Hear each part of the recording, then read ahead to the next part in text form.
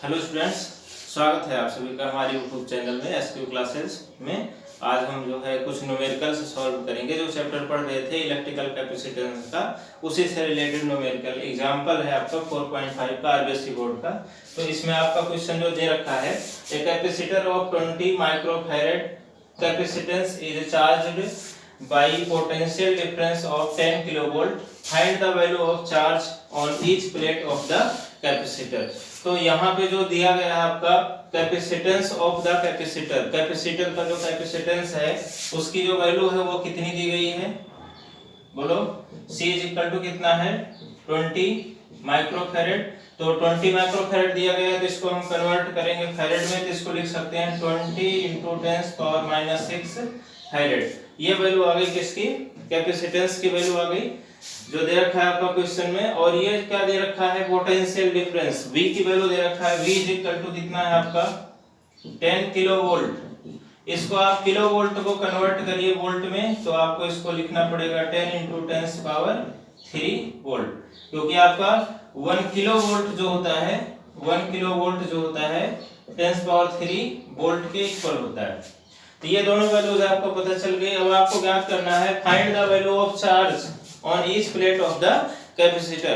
तो जो प्रत्येक प्लेट होगी उसकी कैपेसिटर की, उस पे जो वैल्यू होगी चार्ज की वो ज्ञात करना है। तो आपको Q की वैल्यू ज्ञात करनी है, इसका मतलब आपको Q की वैल्यू ज्ञात करनी है।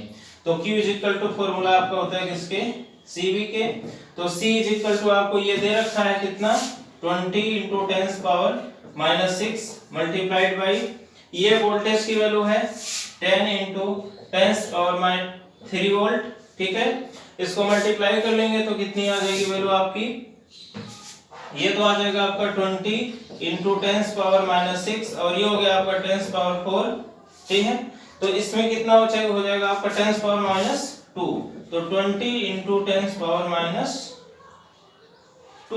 ये वैल्यू आ गई किसकी, Q की, चार्ज की वैल्यू आ गई। या इसको आप लिख सकते हो इस तरह से, Q is equal to 0.2 coulomb, ये चार्ज की वैल्यू हो गई।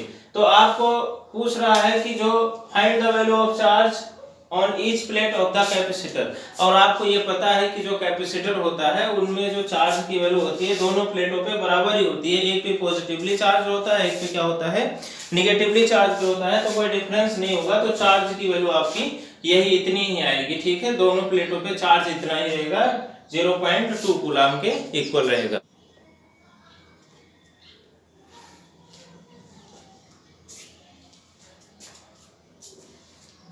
आज हम सॉल्व करेंगे नेक्स्ट न्यूमेरिकल जो आपका इलेक्ट्रिकल कैपेसिटेंस से रिलेटेड है आपका।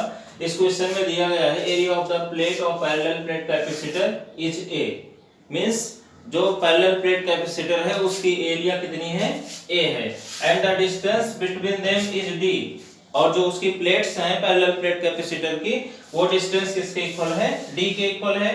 Now if the area is increased 2 times, अगर हम एरिया को कितना कर दें, 2 टाइम्स कर दें, and the distance between plates made half, और जो उनके प्लेटों के बीच की जो डिस्टेंस है उसको कितनी कर दी जाए, हाफ कर दी जाए, then what will be the increase in capacitance of the capacitor as compared to the initial value. तो हमें बताना है कि जो कैपेसिटर है उसकी कैपेसिटेंस में क्या चेंज होगा, या मतलब उसमें कितना इंक्रीमेंट होगा जब हम इस तरह से कर देंगे। तो क्वेश्चन आपको समझ में आ गया होगा कि एक पैरेलल प्लेट कैपेसिटर है और उस पैरेलल प्लेट कैपेसिटर के दोनों प्लेटों की जो एरिया है वो किसके इक्वल है, कैपिटल A के इक्वल है, और जो उसके बीच की जो डिस्टेंस है वो D के बराबर दी गई है। और क्वेश्चन में यह कह रहा है कि जो उसकी एरिया है पैरेलल प्लेट कैपेसिटर की उसको तो हम 2 टाइम्स कर दें, और जो पैरेलल प्लेट कैपेसिटर के बीच की डिस्टेंस है उसको हाफ कर दें। तो जो नया कैपेसिटर बनेगा इस तरह से, उसकी जो कैपेसिटेंस की वैल्यू होगी वो कितनी होगी, ये हमें ज्ञात करना है, ठीक है। तो सॉल्व करते हैं।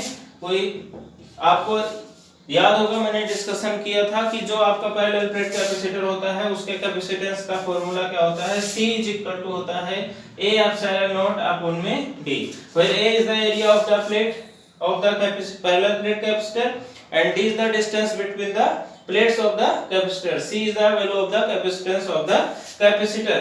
This is constant 0.85 × 10⁻12 इसकी वैल्यू होती है, ठीक है। तो ये तो आपका हो गया क्या, फॉर्मूला हो गया। तो फर्स्ट कंडीशन तो यही है। उसके बाद में हम क्या करेंगे, अकॉर्डिंग टू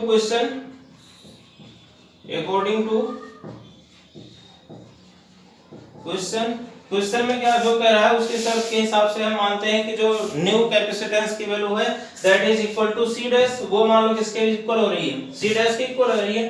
क्वेश्चन में कह रहा है कि एरिया को 2 टाइम्स कर दें। जैसे मान लीजिए ये पैरेलल प्लेट कैपेसिटर है, इस तरह से इसकी 2 प्लेटें हैं, आपका ये तो पॉजिटिव प्लेट हो गई और ये क्या हो गई, नेगेटिव प्लेट हो गई। इसके बीच की डिस्टेंस कितनी हो गई, d के इक्वल हो गई।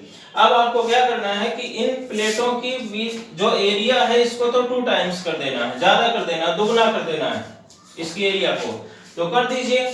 और इसके बीच की जो डिस्टेंस है उसको हाफ कर देना, मतलब दोनों प्लेटों को क्या कर देना है, नजदीक कर देना है। तो हम c dash is equal to किसके लिख सकते हैं, एरिया दुगना कर दीजिए 2a, और ये वही रहेगा, इसकी वैल्यू में कोई चेंज नहीं होगा। और d की जगह पे हम क्या लिख सकते हैं, d/2। अब इसको लिखिए, c dash is equal to किसके हो जाएगा आपका 2a epsilon not upon d into 2, ये 2 ऊपर लिख सकते हैं, 2 का 2 में मल्टीप्लाई कर दीजिए, तो c dash is equal to किसके आ जाएगा आपका 4a epsilon not upon d, 4 हो गया, ये a epsilon not upon d हो गया। अब c dash is equal to ये इतनी वैल्यू किसकी है, a epsilon not upon d किसकी वैल्यू है, c की वैल्यू है। इट मींस इसको आप क्या लिख सकते हो, c dash is equal to 4 और इसकी जगह पे क्या लिख सकते हैं, c। इसका मतलब हो गया कि अगर हम पैरेलल प्लेट कैपेसिटर जो हमें दिया गया है, अगर हम उसके प्लेटों की एरिया को 2 टाइम्स कर दें और उन प्लेटों के बीच की जो डिस्टेंस है उसको हाफ कर दें, तो जो नया कैपेसिटर बनेगा उसके जो कैपेसिटेंस की वैल्यू होगी वो कितनी हो जाएगी, 4 टाइम्स हो जाएगी। ठीक है, c dash is equal to किसके हो जाएगा 4c के। तो जो इनिशियल वैल्यू है कैपेसिटेंस की वो तो c है, लेकिन इस कंडीशन में जो कैपेसिटेंस की वैल्यू आ जाएगी वो 4 टाइम्स आ जाएगी जितना पहले थी। Thank you.